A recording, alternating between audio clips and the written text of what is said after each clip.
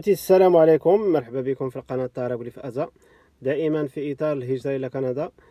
قبل ما نبدا الحلقة كنبغي نشكر المتتبعين تاع القناة، كنبغي نذكر كذلك المتتبعين الناس اللي مازال ما تفرجوا في الفيديو السابق، راه كاين في القناة حول البيرمي دو ترافاي تومبورير. الا بغا يعرفوا الإجراءات والوثائق المطلوبة راه كاين فيديو في القناة. السلام عليكم في القناة طارق دائما في إطار الهجرة إلى كندا. قبل ما نبدا الحلقة كنبغي نشكر الناس اللي كيدعموني باش تعمل فائدة للجميع. برانس إدوارد الهجرة إلى المناطق الريفية والمناطق الشمالية كتلقاوها كيبيك كونتين بريطانيكا مقاطعة مانيتوبا ساسكاتشوان. إذا إلا عجبك الفيديو أبوني في الشيء مع أصحابك.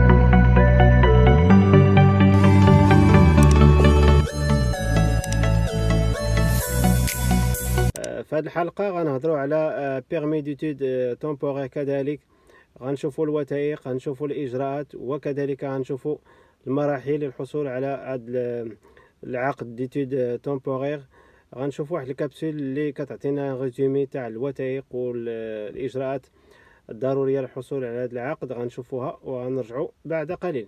La présente capsule vise à vous présenter le parcours menant à l'obtention d'un permis d'études temporaire au Canada.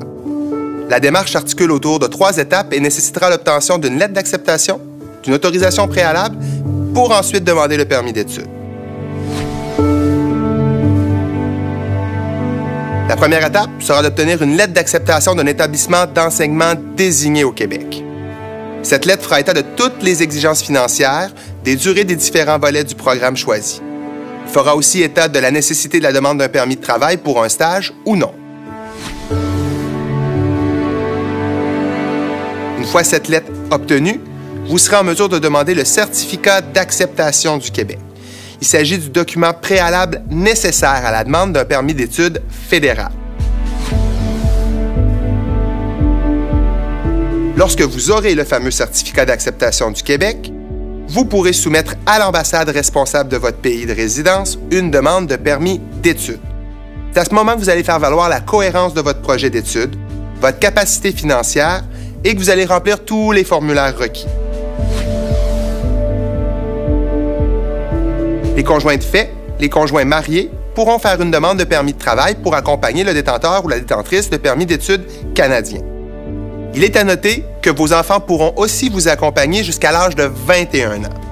Si vos enfants sont âgés de plus de 6 ans et que vous provenez d'un pays qui n'est pas dispensé de l'exigence d'avoir un visa pour entrer au Canada, vos enfants devront aussi obtenir un CAQ avant de pouvoir faire une demande de permis d'études et de pouvoir être scolarisés en sol canadien. Notez que les permis d'études vont généralement permettre à leurs détenteurs de travailler pendant une vingtaine d'heures durant l'année scolaire.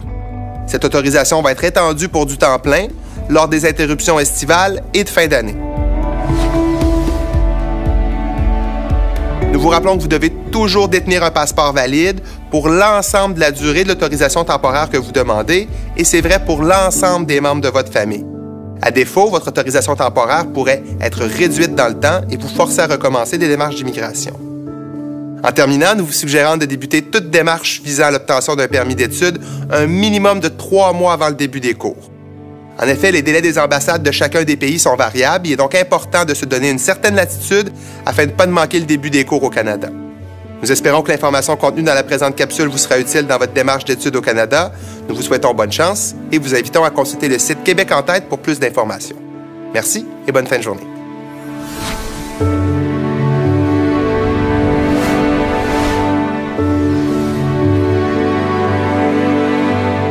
إذا إلا عجبك الفيديو أبوني في لاشين وشاركوا مع أصحابك، وإلى اللقاء.